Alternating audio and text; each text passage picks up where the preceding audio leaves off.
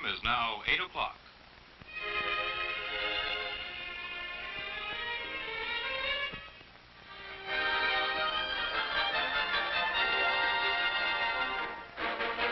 Now the weather. Temperature at 8 o'clock, 68 degrees. Humidity, 82%.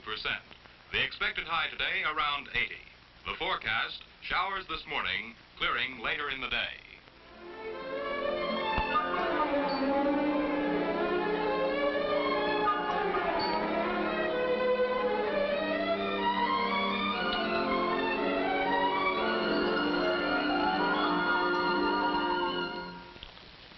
That's radio for you, close to every member of the family.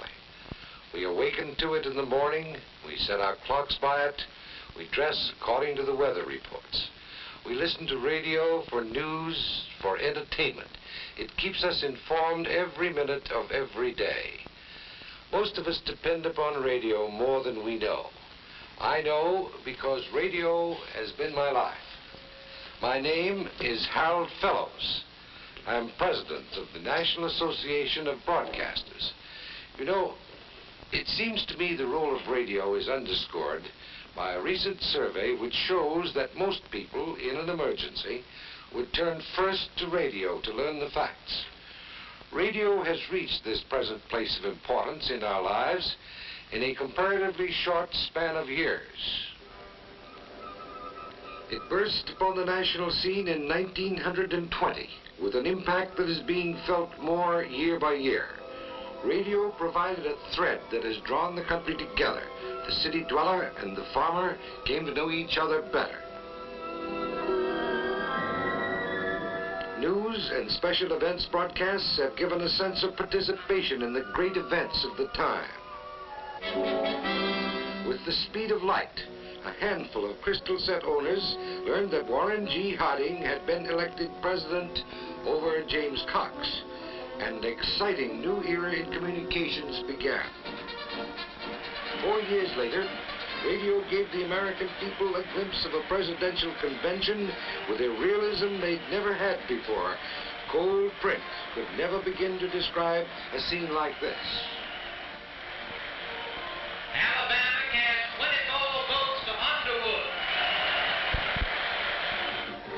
1928, Smith versus Hoover. Radio continued to develop a splendid tradition of public service, bringing the candidates directly to the voters.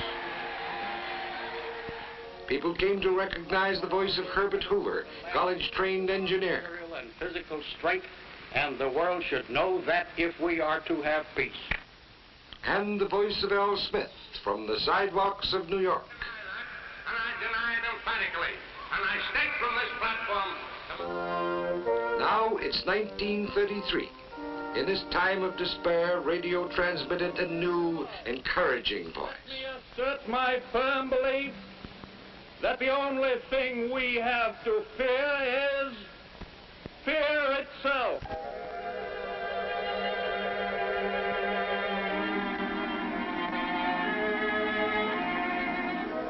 Throughout the trying days of the Depression, radio brought the heartening voice of the president to the people.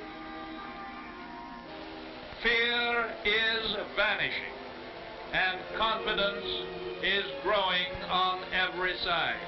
Out of radio came the National Fireside Chat. Radio gathered one of the largest audiences in history when Edward VIII abdicated. Without the help and support of the women I love. Radio brought people closer to great and sometimes tragic events. Radio reporter Herb Morrison was describing the graceful arrival of the Zeppelin Hindenburg at Lakehurst, New Jersey, when suddenly... Get it started, get it started. It's right, and it's crashing. It's crashing terrible. Oh, my, get out of the way, please. It's running, bursting it. 4 years later, radio reporter John Daly made this shocking announcement. We interrupt this program to bring you a special news bulletin. The Japanese have attacked Pearl Harbor, Hawaii by air. President Roosevelt has just announced.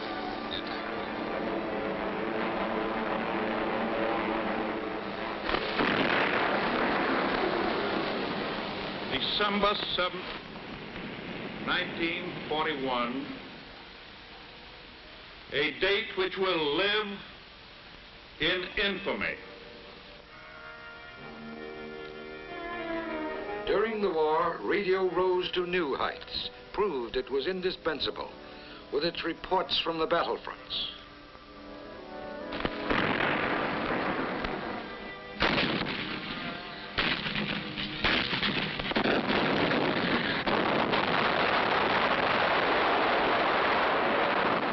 It demonstrated, too, not only how big its scope, but also how big its heart.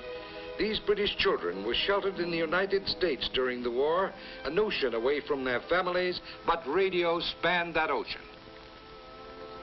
Hello, Mum. Hello, Doreen. What's this pink dress you've got on? Who gave you Mum that? bought that for me. Did she? Yeah. Did you get the cable and the presents for your birthday? Yeah.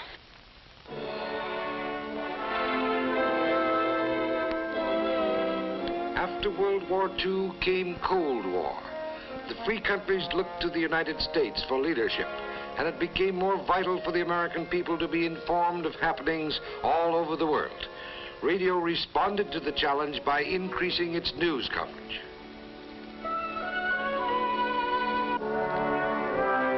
No matter where it happens, Singapore, Paris,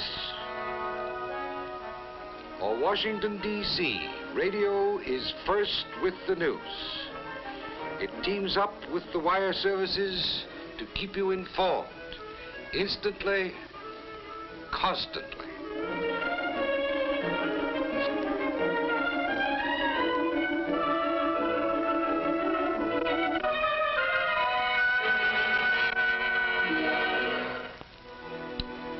And with the election of Dwight D. Eisenhower, a new dimension was added to radio's record of public service.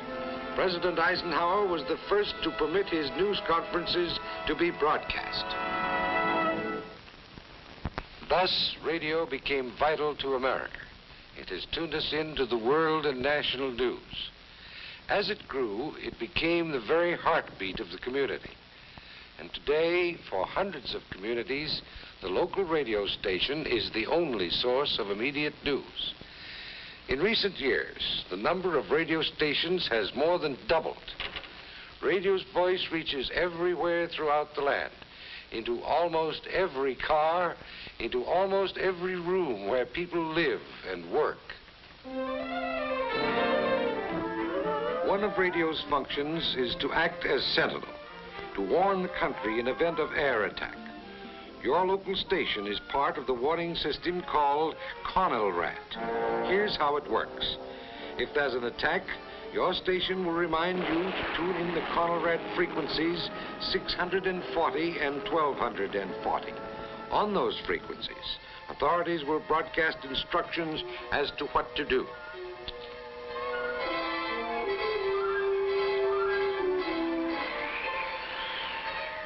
CONELRAT plays a part, too, in weather emergencies. It alerts the people when a storm is approaching, a blizzard, hurricane, or tornado. Warning, a tornado is headed this way. The Weather Bureau has announced a tornado has been sighted 20 miles outside of Lakeville. It may strike this city at about 6:30 p.m. When disaster strikes, your local radio station stands ready to help you. Recently, radio reporters in mobile units risked their lives in Dallas, in Kansas, in Missouri, going out into the raging storm.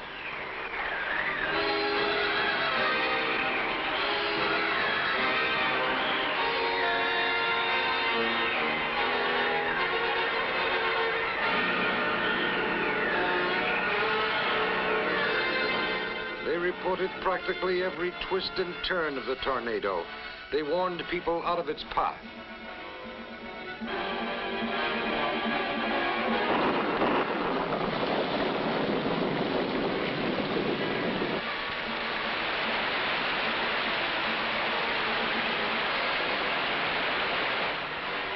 During the floods of California, Oregon, and Connecticut, radio stations turned over their facilities for search and rescue work.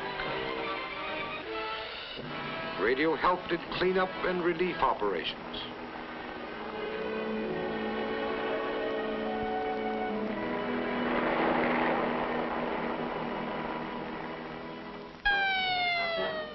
Fire downtown. Radio is on hand with its mobile unit.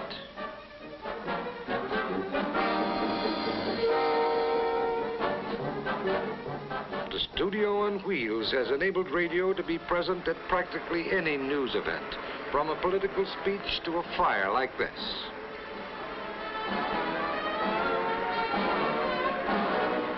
The radio reporter broadcasts right from the scene, giving his listeners an on-the-spot account of the fire, the fight to keep it from spreading, the injuries, the damage. When the fire is under control, a first-hand report from the chief.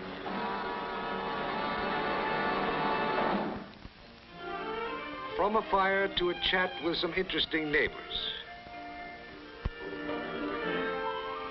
With its speed and flexibility, radio has become an integral part of the community, which means being active in it. Your local radio station, for instance, works with the police to help locate missing persons, to reunite separated families. But radio is more than just a reporter. It's a participant in community life. It often sparks civic improvements, such as slum clearance projects.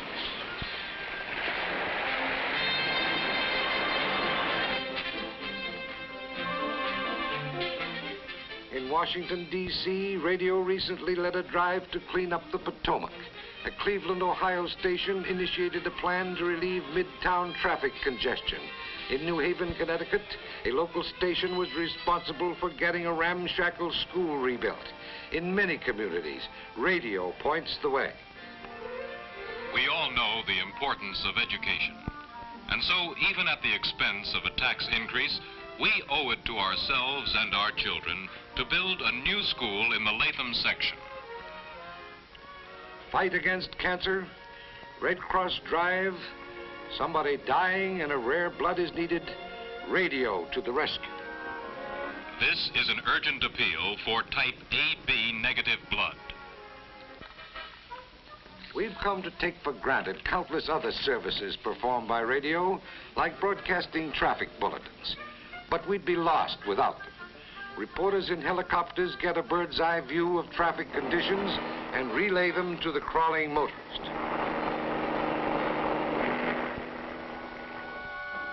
Traffic is heavy with up to 1 hour delays on all major highways leading to the city. But it is moving steadily on secondary roads 3A and 9A.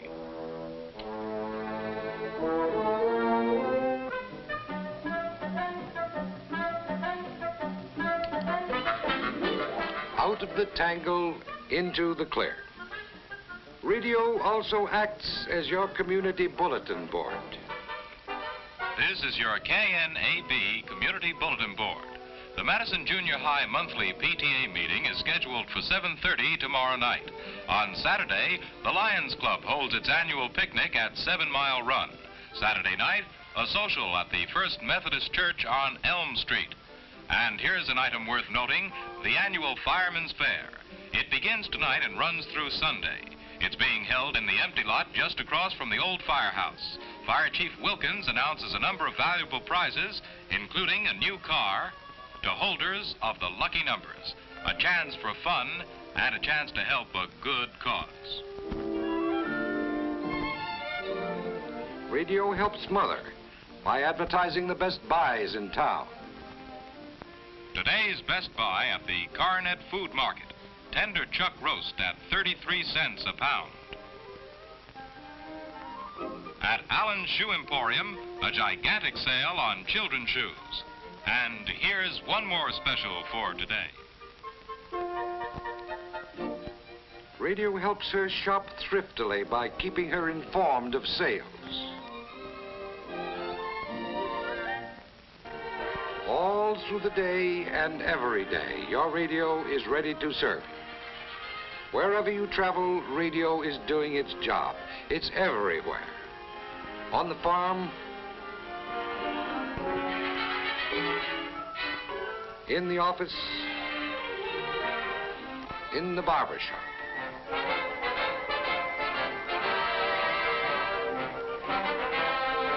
Indoors and out, at work or at play, radio is always with us in the busiest and the loneliest parts of America.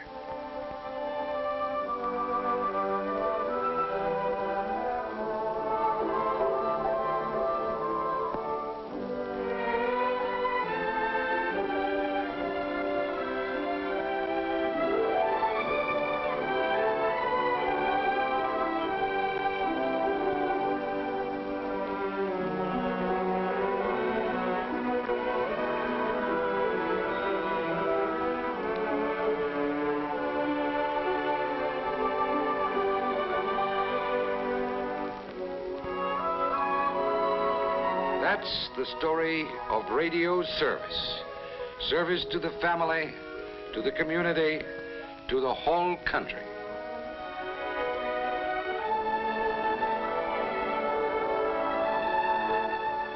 From its very birth, radio has been a public servant.